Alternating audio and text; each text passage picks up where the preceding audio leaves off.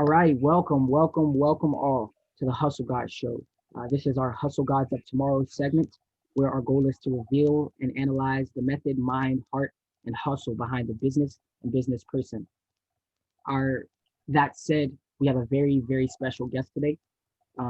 We have investor, artist, entrepreneur, and financial advisor Lynn Starr. Hey, welcome to the show. How's life, man? How you doing?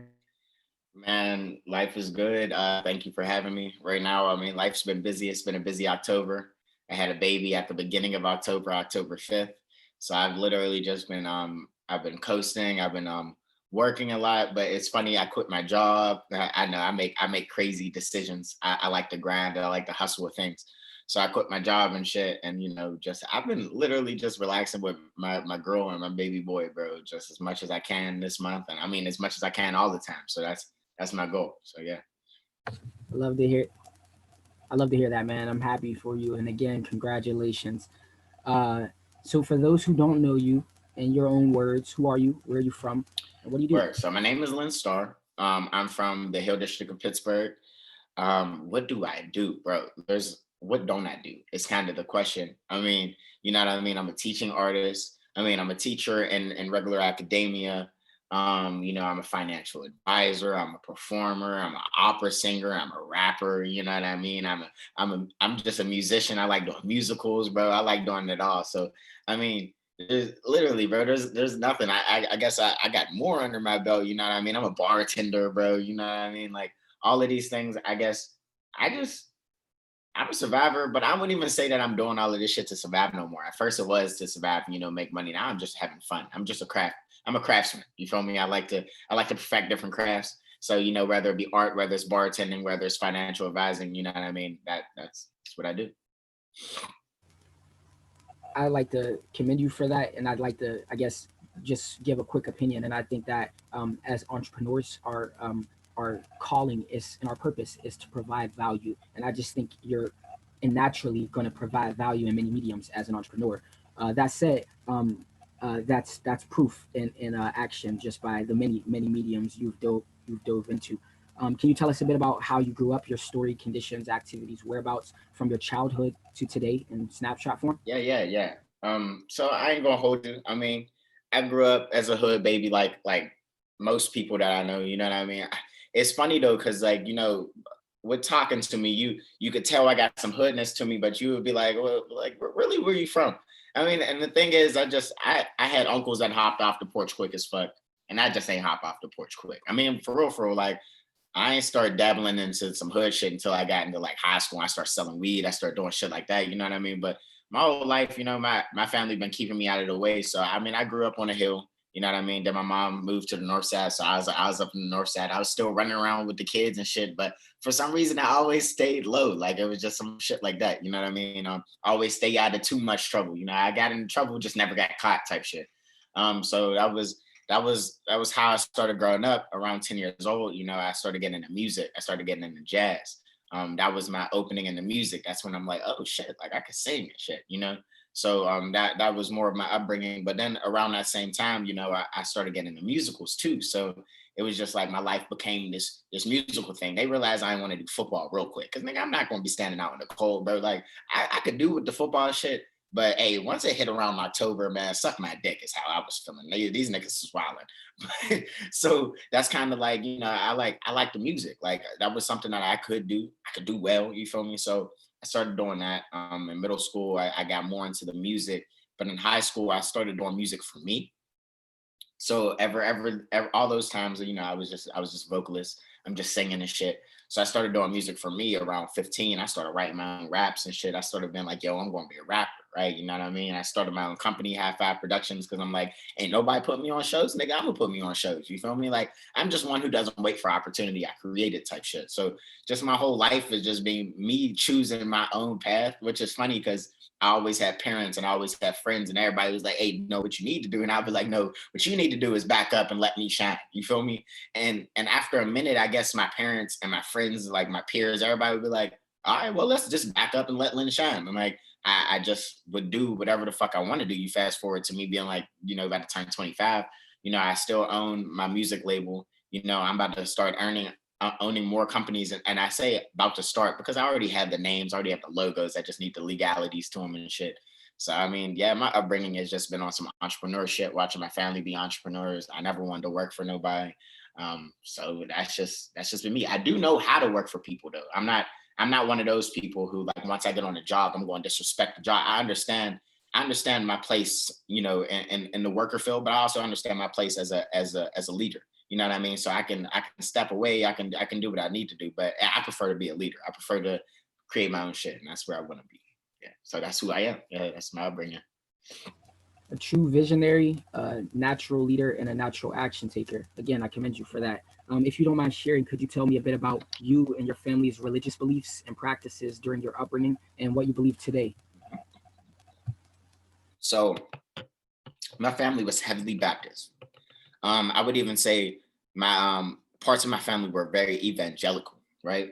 For those people who don't know what evangelical means, is these niggas will go out and convert everybody to Christianity.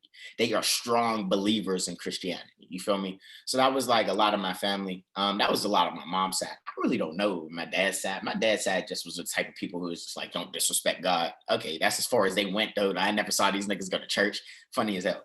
But my mom's side, man, they was heavy on the church. It was real heavy. Like my grandma was heavy on the church. My mom stopped going to church after an incident, like with my pastor when I was younger. He like ended up supposedly like was cheating on his wife and having like some sex scandal in the church or whatever. So my mom just ejected out of that religious thing. She's like, all right, well, I don't believe in God no more. I saw the most holiest man do that shit. You feel me? So cool, you know what I mean? But me, I don't know, bro. I remember at that same age, around, at that time while all this shit was happening, obviously I couldn't register that shit. But to me, the scariest thing for me, bro, honestly, and this may sound crazy, was going to heaven, bro. That shit scared me. The reason why that shit scared me, I don't know if anybody has ever seen The Good Place. There's a TV show called The Good Place. If you haven't gotten to season 4, I'm not going to spoil it for you. But here's my own personal experience. I don't want to go somewhere where everything is all good.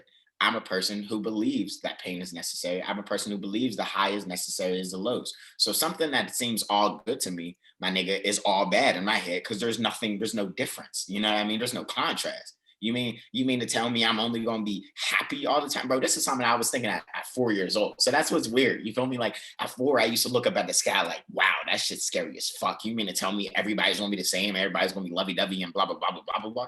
I was like, fuck all that. So from 4, I just immediately was like, nah, this shit don't make sense. You feel me? My mom used to always, every time we would have an accident or we would do something, or something would happen, and we would get out scot-free, my mom would be like, thank you, Jesus. And to me, though, that didn't feel authentic. It never felt authentic. I would say it back, but it never felt authentic because I didn't know why I was saying it. Fast forward, like I got into Christianity real hard when I was like 13 or 14, like to the point where I stopped listening to secular rap, bro. I even took away Lil Wayne out of my listening list, bro. And as much as I may not believe in what Lil Wayne's doing politically or whatever, bro, I believe Lil Wayne is one of the hardest motherfuckers lyrically, bro. Musically, this nigga was unmatched. So me pulling him out of my arsenal, bro, and just listening to like gospel rap, even though them niggas get spit too, I just like that's what I was listening to. You feel me? I was just listening to gospel rap. Bro, but there was one day, bro. I'm 13, I'm like 13, 14 years old, and I masturbated, bro. And some normal 14-year-old shit, right? But then I thought God was gonna kill me, bro. I don't know why, bro. Like literally, bro, I cried. You feel me?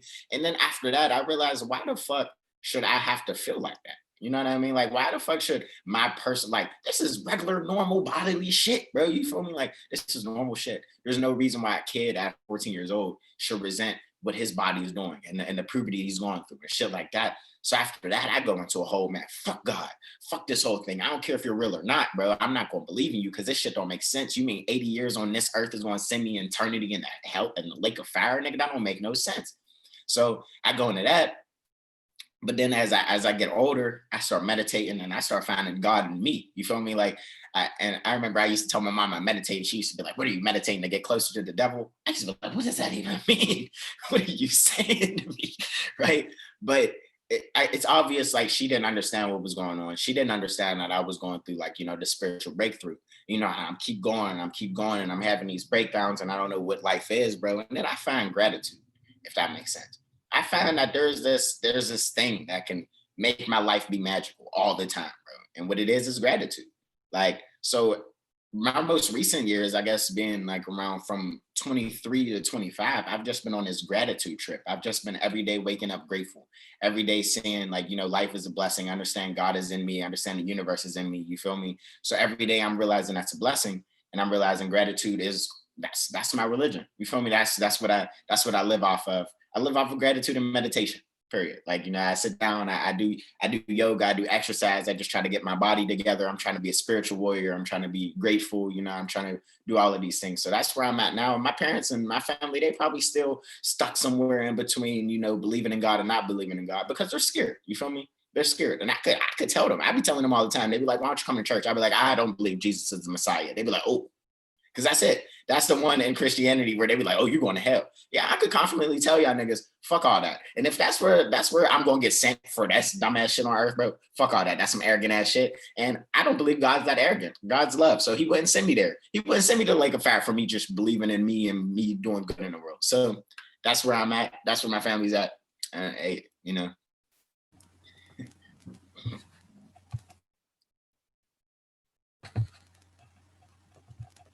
Sorry, I was having some trouble coming off of mute.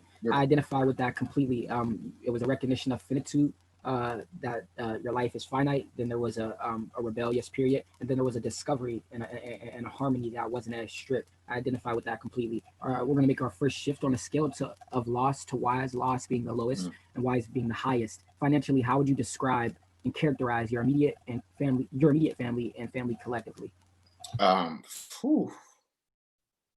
Damn, I would put them in the middle of. I put them at loss, bro. Because it's funny because my family knows how to make money. That shit, that doesn't elude them. They get that shit. They're some hustlers, bro. Like both sides of the family. You know what I mean? My mom's side of the family. My mom owns her own cleaning company. She does what she needs to do. My dad, he's been a big entertainment person in the world. And he's even sold coke. He's even went to jail for that. You know what I mean? So it's like hustling is something that we do regardless of the media. But as far as financial literacy, though, you feel me? Like as far as keeping the money and making the money make you money, you feel me? My family don't get that as much. Like I have family members that go through bankruptcy, but they're making over 200,000 a year. You feel me? And you feel me? And I have family that's just like who's bringing people like Lil Wayne and Floyd Mayweather, but they struggling all the time. This shit don't make no sense to me because if you're able to do all of this shit and you're touching that much money, you should be able to touch it on a consistent basis. You should feel secure. You know what I mean? You should be able to just maneuver and feel free. My family doesn't feel that, and part of it, we can use excuses. That they're black, they didn't get the same advantages and yada yada yada. Because I ain't gonna hold you. My mom makes more money than my girlfriend's mom, but my girlfriend's mom lives in a mansion and yada yada yada. She's a white doctor, yada. I mean, and that has a lot to do with the financial education and just what we went through as black people. But at the same time, it's literally just education. My mom doesn't know that her money could put her somewhere crazy. You know what I mean? My mom doesn't know that her money outside of the city is a lot of fucking money. When you live in Pittsburgh, you know what I mean? These houses is $2 million in Shady Side. Nigga, I'm not about to live $2 million to have a neighbor. Y'all could kiss my ass. That's not about to happen. You feel me? So like, it's just like my mom doesn't. They're not thinking, bigger. They're not. So I think I would say lost. You know what I mean? They always feel like money's running away from them. And that's a poor idea to have. And once you have that idea is when you start losing the money. The money's not running away from you. You got to think, man, I'm a money magnet. Money's running to me. You feel me? And they don't think that way. So yeah, bro, they lost. I ain't gonna hold you. Yeah. I love the response. I'm sad that it has to be on a negative connotation, but I love the breakdown. How would you say they view money and the concept of financial independence or freedom? Yeah, man. They view it as something that is eluding them, that they can't get to at the moment. It's always, oh, I'll get there. It's never, it's never the decisions that they have to make right now. You feel me? Because like the decision that they made right now could put them in financial freedom. They could put them in financial freedom way faster than they thought. You know what I mean? And then, I'm going through this whole financial advising and I'm learning as much as I can, but they still don't see me as somebody who knows as much as he can or is learning as much.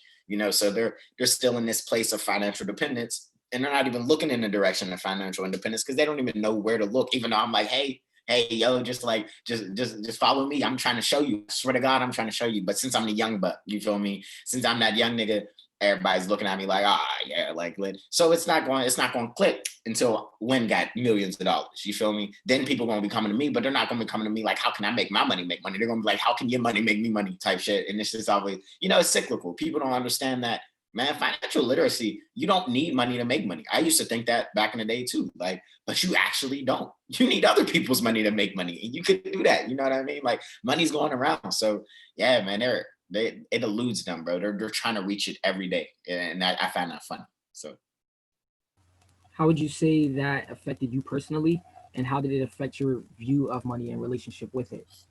so it had like this duality where, one, I would always see money as something that's always going to be there. I could always get it because I watch my family always get it, no matter what. No matter what, even though they feel like they struggling, these niggas get it. You feel me? So like, all right, they get the money. But two, it's that negative thing, bro. The thing that money is running away, bro. The idea that money isn't here all the time, or that, like me being a money magnet. That idea I had to, come up from me reading books and me creating my own path. So I have to get the negative, like, I believe in the law of attraction a lot. So I have to get all of the negative thoughts every time I think, oh shit, this costs a lot, or oh shit, this cost. No, bro, I gotta switch to, damn, I'm happy I could pay for this. I'm grateful that I got the money to pay for my bills. I'm grateful I got the money to pay my rent. I have to fight the negative all the time. And I feel like that's where it fucked me up. Like if I was more positive about the shit, like even just a little bit more, I feel like I'm very positive. If I was just a little bit more positive, I have a little more blessings. I have a little more opportunity because I'd be able to see it instead of seeing all the negative shit. So I feel like that's where they got me. What life event or experience would you say inspired you to begin to think independently, to think big, to think outside the box like you do? At the moment, this wasn't that crazy and it didn't make me think, but on the grand scheme of things. So I ended up getting $20,000 from the city, right, to do a music project, right? I wrote a whole album. The city was like, hey, here's some money to do this album. That's great, right? You know what I mean? But 20 grand went like that.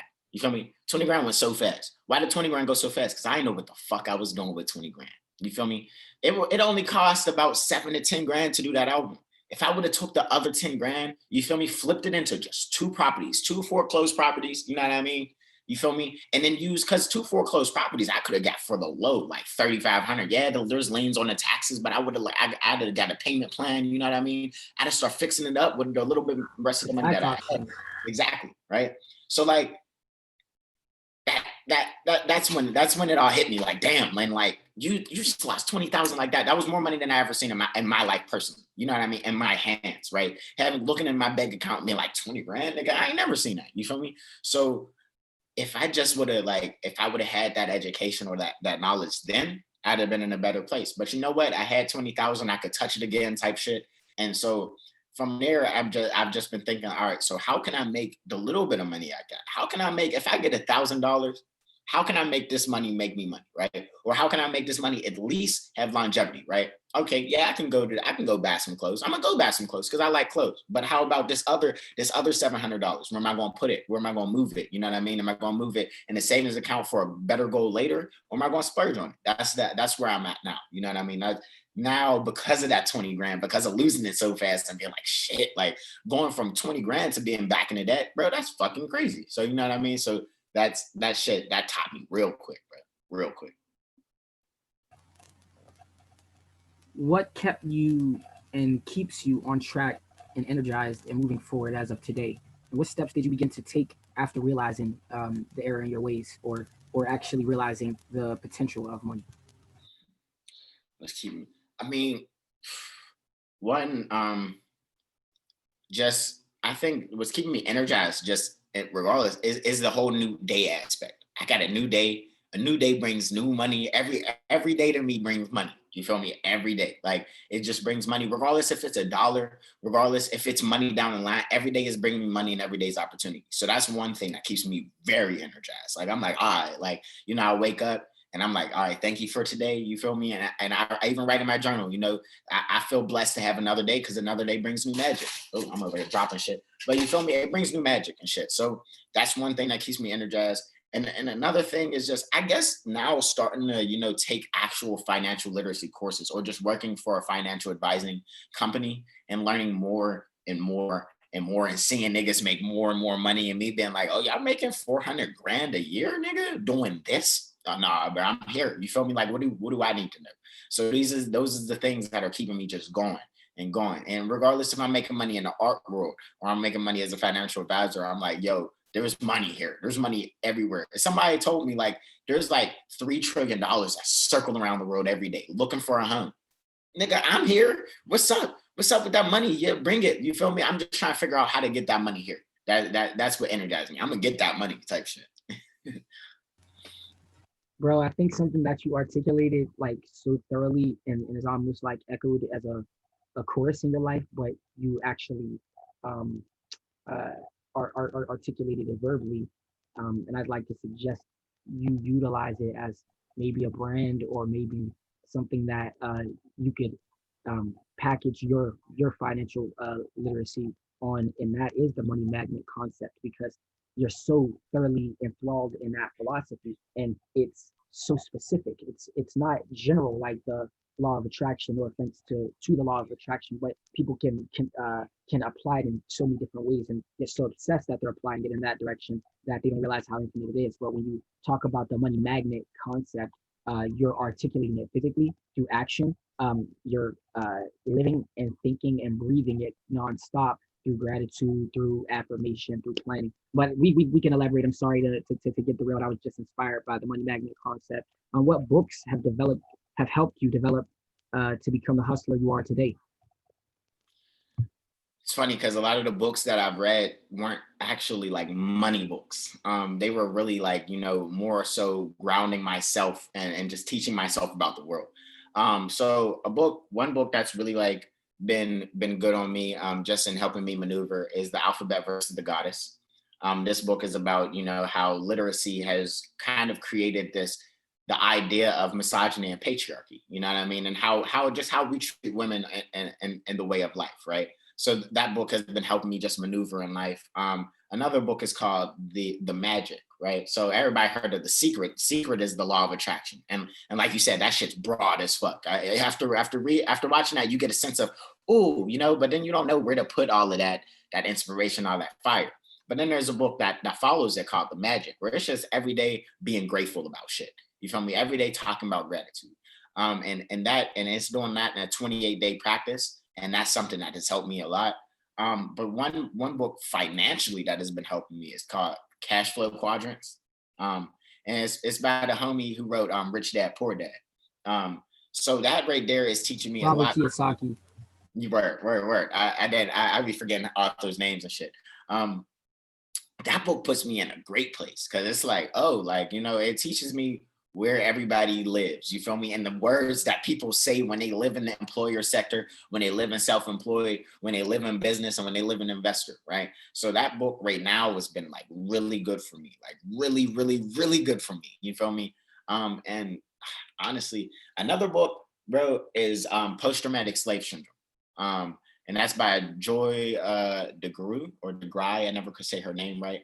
And she is a beast. So the reason why this book has helped me, especially with financial literacy and things like that, is this book has taught me that capitalism and racism are best fucking friends. Like to the fullest extent. And as much as we don't, as black men and we live in this capitalistic society, as much as we like try to separate them, bro, they're not separate, bro. They came together. They came into this country together, right? You feel me? People they saw human beings as an object, and boom, capitalism and slavery. Boom, you feel me? 1525 and 1619, prime examples of that. But sorry to interrupt. Continue. No, you're cool, right? So from that, I'm like, all right, so it's all just racism, but it ain't all racism. It's kind of like everybody just sees people as an object.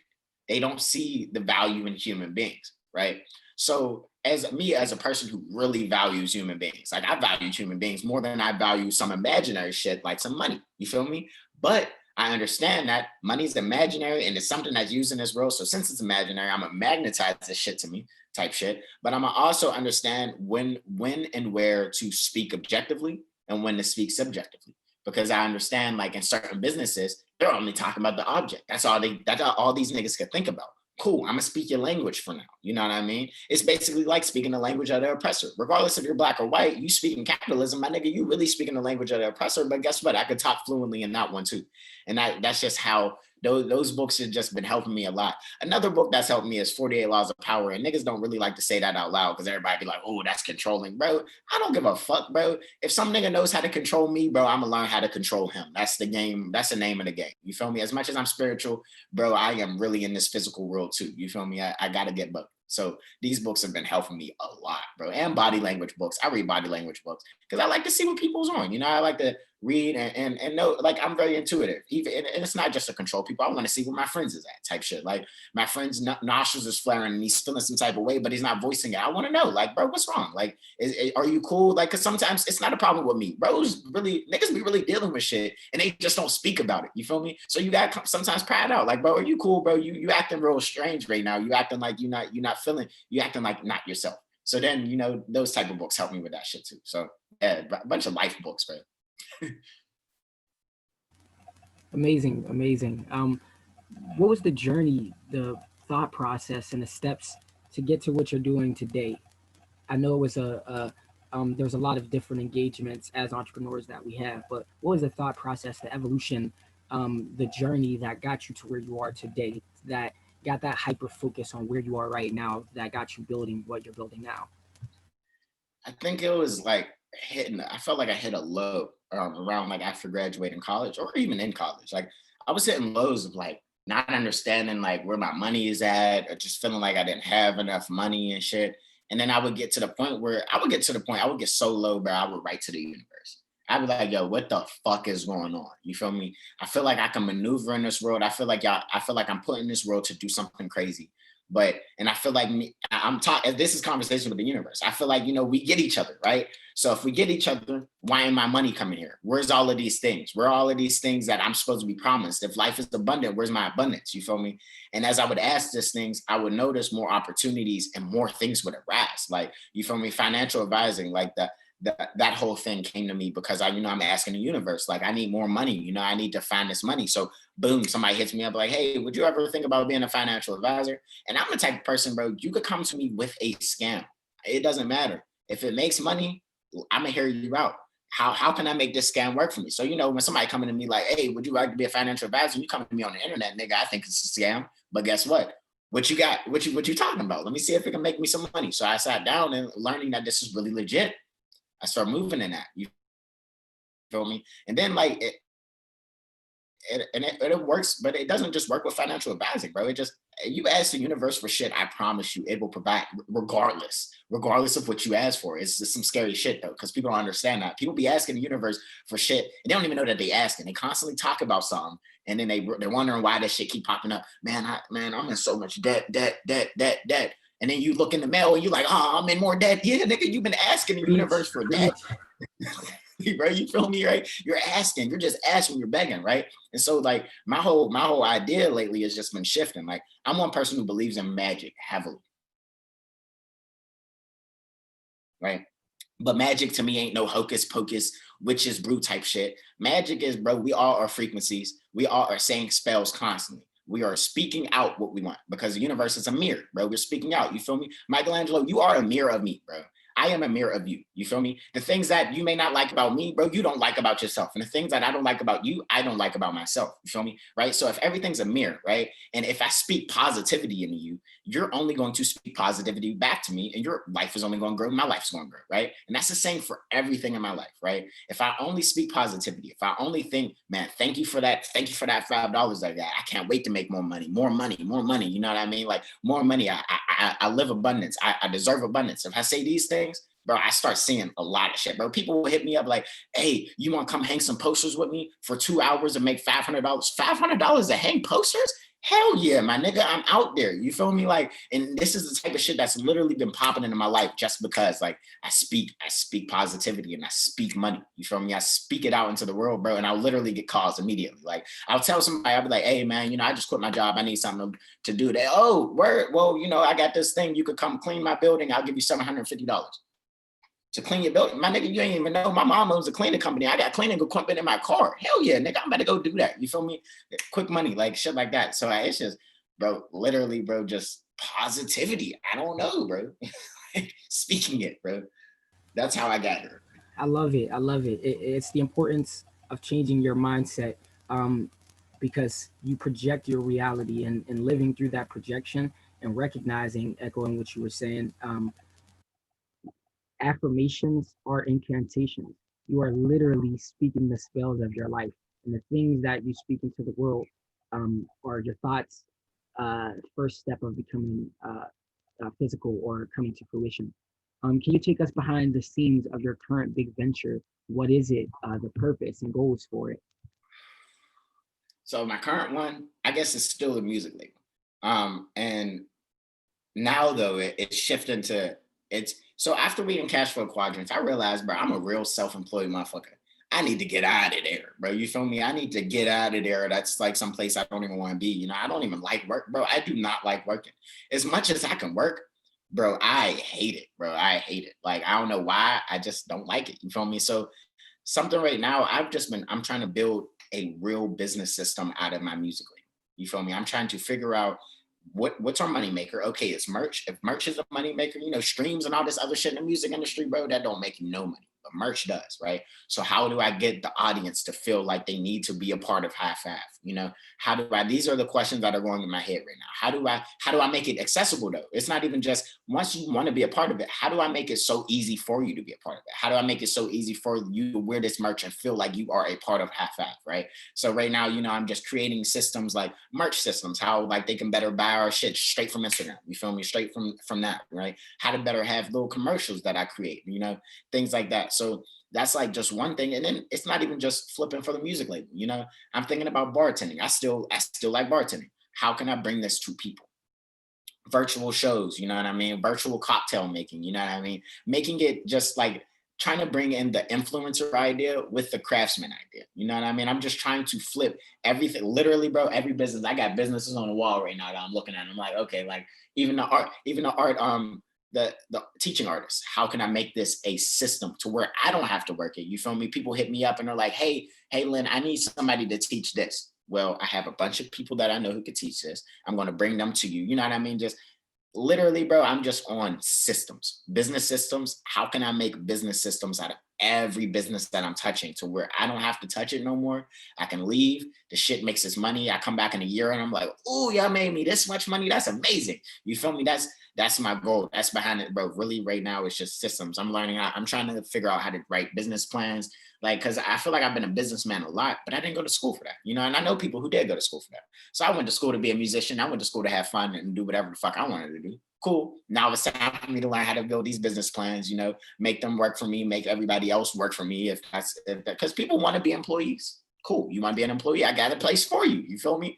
That's the goal. You want to be a business owner? Hey, my nigga, I'm not about to run this business forever. Hey, come swing in, come grab this from me. You feel me? And that's where I'm at. It's just building a system. Hey, and just for clarity, it's working smart, not hard, and that's what lazy, wealthy people say. And the reason they say that is because you're willing to work hard to build something, as opposed to work hard blindly, infinitely. And there was something else you hinted at, but I don't want to get too deep. Oh, and that was Timothy Ferris's concept of automation and delegation. It's to make everything a system. It makes passive income actually passive. So it's great that you're thinking that way. How did you perfect your hustle? What is your universal application theory? Your one size fits all algorithm uh, that is the hustler's key to succeed. Damn, that one's different because I know there is something that I take from every single time, bro. I think being flexible and being coachable are the two biggest things that I can take from every single hustle.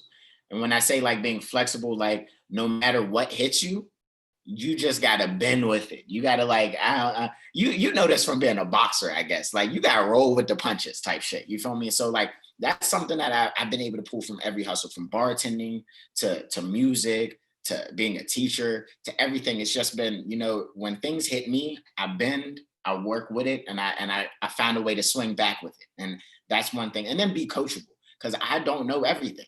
You feel me? I do not know everything, no matter even if it is my own craft, my own thing. There's some new nigga who's naturally more talented than me, and he could teach me something. And I'm about to sit down and learn it. You feel me? And that and those things, I think, just being flexible and being coachable, bro. Understanding that you don't know everything, and that's one real hard thing for me sometimes because I'm an arrogant ass nigga, bro. I'd be like, nah, I like doing it my way. But then I realized, nah, you found a better way. So let me figure out your way real quick. You feel me? It's kind of like the whole Bruce Lee thing. This nigga would get his ass beat one time and be like, all right, so teach me what you just did to whoop my ass. You feel me? Because I need to know, like that's just how that's how I move right now. It's just being flexible and just learning as much as I can, be as coachable as I can, always learn type shit. I love it. Bruce Lee's concept of be as flexible as a reed, not as sturdy as a rod, and that's pure adaptability. Flexibility is the key to life. How did you establish your sense of self-discipline, and how would you describe the importance of a work-life balance as we wrap up? Because I know you're a father and an entrepreneur. Word. So the work-life balance part. What was the first question? I got lost in it. My bad. It is a multi-parted, condensed question.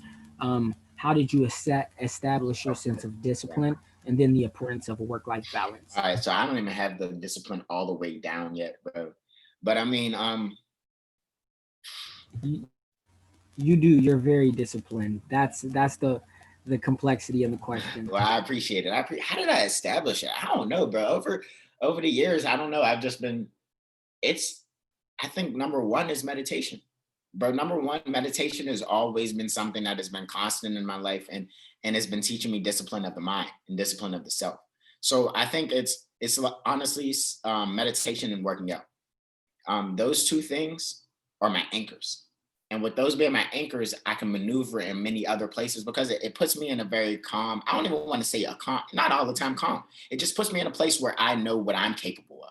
You know what I mean? So since knowing what I'm capable of, I'm able to make better decisions and just have, sometimes I stop smoking weed for a little bit. You feel me? Because I understand that I get lost in weed. I love weed so much. I get lost in, you feel me? So then I got to realize, okay, that's not moderation. You feel me? That's taking me out of my element. I got to pull back. You feel me? So it's honestly my biggest part of self discipline is just self awareness, learning when things are becoming too much, when something is causing turbulence in my energy. You feel me? Even when it's people, like if it's people, if it's an object, if it's anything, like if it's an action, if I constantly feel some uneasiness in this, and my soul doesn't feel like it's working at its full potential, then there's something I got to assess in there, and there's something I got to take out for the time being. And that's been a big thing. And then the work-life balance, nigga, that's the most important. People don't understand that. You can burn yourself out no matter how good you are. That is the most important. So I mean, honestly, I think what's helping me with my work-life balance is my woman and my kid. You feel me? Realizing that shit, I've been at the computer for 4 hours, and I got a kid and a girl in there who's just waiting to be loved. So let me take this break from this 4 hours, you feel me? And let me go love on my family. That's a big thing. Or even like, bro, like I've been working a lot, you feel me? I feel tired, I feel fatigued. You just got it's back to that self-awareness. You gotta understand where shit's getting hard. And but then you gotta understand that your productivity is not you. Like that isn't just because we live in a capitalistic society and we believe that we are only as good as what we can produce. And that is not true. I want everybody to know that just existing is enough. You feel me? So once realizing that, and getting that productivity out of your head and realizing like there's this one thing that Deepak Chopra always says, bro. I listen to Deepak Chopra a lot. He's a funny dude too, bro. He'll say, do less and accomplish more. And then he says, but do nothing and ultimately accomplish everything. Bro, I don't even know what that means, but like there's something in that resonates with me, bro. Like that do less and accomplish more, but do nothing and accomplish everything. To most people, that don't even make sense. But something inside of me that makes sense, bro. That makes it to me, it means like when I take a break and when I chill and when I meditate, when you're moving, the world's moving with you. But when you meditate and you sit down, the world's moving towards you, kind of.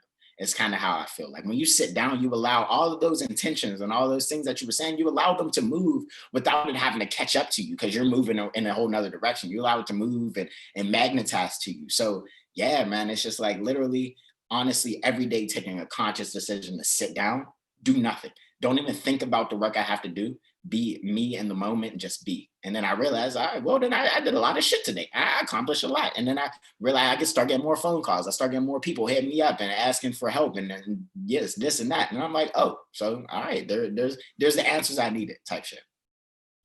Yeah. Bro, you hit on so many things there. I'm gonna try to just recap on some. The importance of stillness, tapping into the void. That hinted toward meditation. Briefly, mindfulness, being self-aware, but going back to regiment. Um, all the world's most wealthy, most impactful, and most disciplined people have a regimen of workout and a regimen of some sort of mindful time, be it meditation or time alone.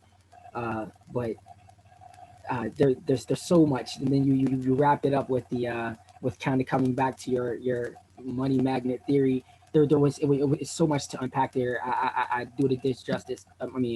Yeah, unjustice, disjustice, whatever, by even trying to recap. But we have it recorded, so that's the beauty in that. And being a father and having a family of 11, we're going to skip to the end. And that is our last four questions.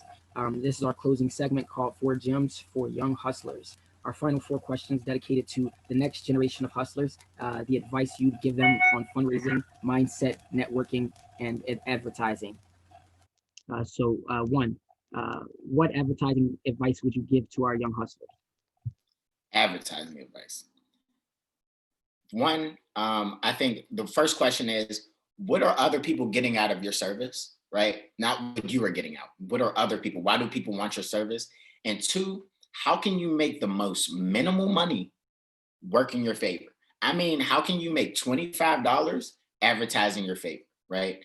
And without losing money. Don't lose that 25. You got to bring that 25 back. So whether it be, hopping on Facebook and creating a Facebook ad, you know what I mean? Whether it be going to print, going to FedEx and printing a bunch of posters and putting them up, you know what I mean? Just things like that. How can you make this money? Make money, right? The most minimal. Don't think big. Don't think I got to drop 300. Nah, my nigga, I literally want you to first start off with $10. How can you make $10 work for you as an advertiser, right? But then again, like what are people getting out of your shit? And even if you got to make up something, you just got to make them feel that. You know what I mean? Just make them feel. What are they?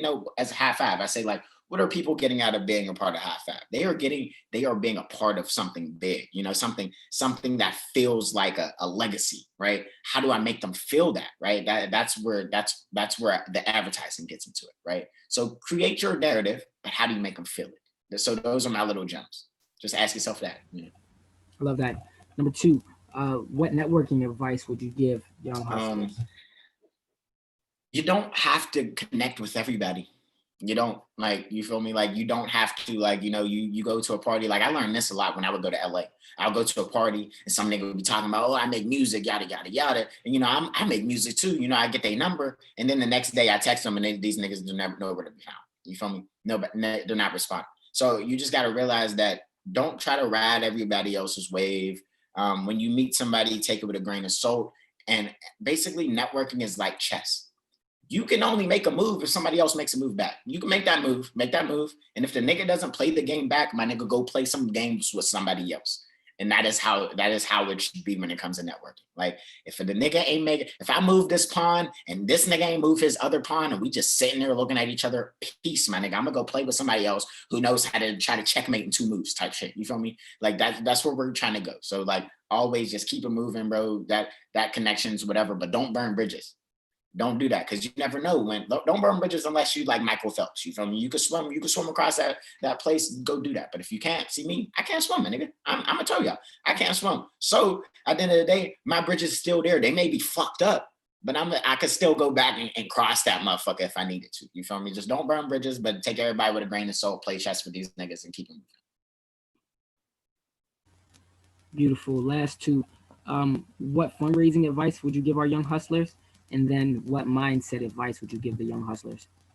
Fundraising.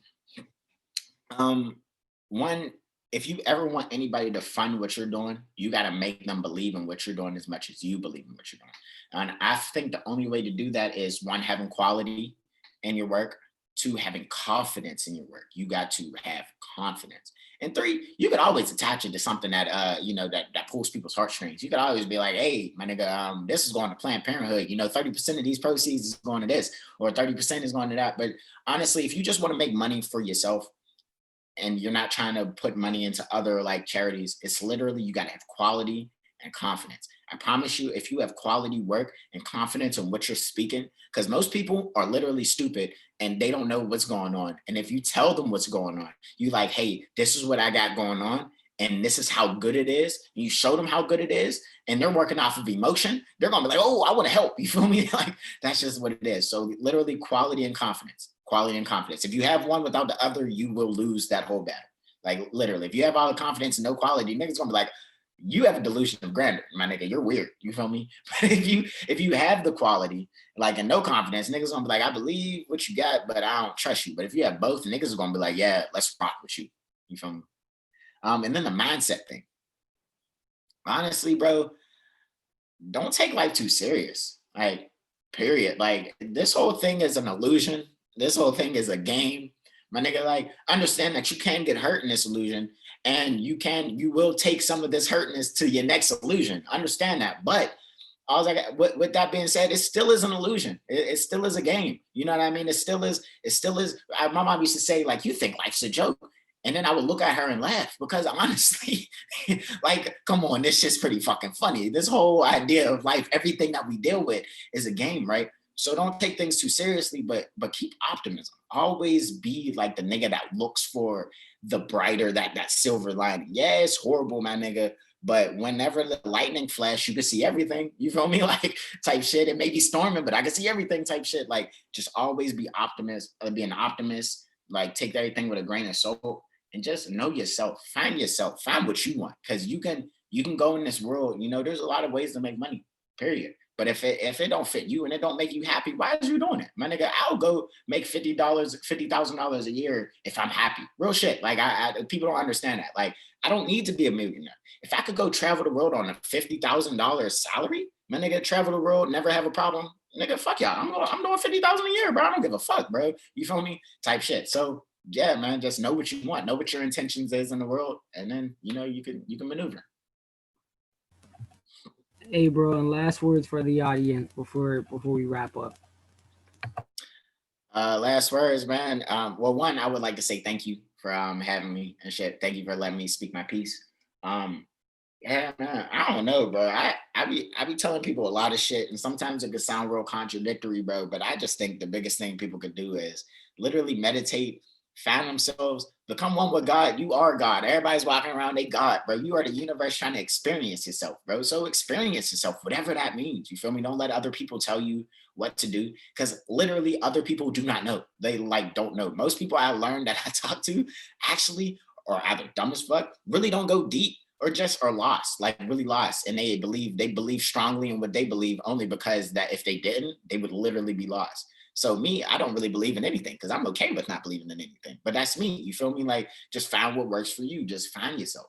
That's my biggest one, bro. Meditate and find yourself. Be one with God, man. And everything ain't I don't know, man. Your emotions are valid, if that makes sense. I also want to tell people that. People don't understand, being a spiritual warrior or whatever doesn't mean that I don't get angry. My nigga, I like to fight. You feel me? I like to get angry because I feel like that is something that's an energy in me that is real. I was born with aggression. I'm gonna fight, even if it's just me and my homie sparring. I was with my homie Sharkey yesterday. We sparring yesterday, but we still friends. We still cool, but we just like to fight. Like you feel me? That's just what we like to do. So like every emotion you have, if you was a sad nigga walking in this world, that's cool too. Because there's a place for that. You feel me? But don't bring your sadness. Don't put it on other people. You just be a sad nigga. That's you, bro. That's what you do. Type shit. Just your emotions are valid. You're valid. Just you existing is enough. You don't have to be this big billionaire, but you don't have to be poor either. Period. So, yeah. Hey, man, I love you, brother. You're a true gift to the world. I'd like to wish you happiness, peace, and success in everything you do. And know that we have to have a part two. I have another series or another segment, Hustlegod of today, and I know you're ready for that. But we'll take our time and let this one marinate. But thank you all for dropping in on the Hustlegod show and our segment, Hustlegod of tomorrow. We're here with nothing but videos of value on financial education and liberation. We'll see you guys soon. Peace.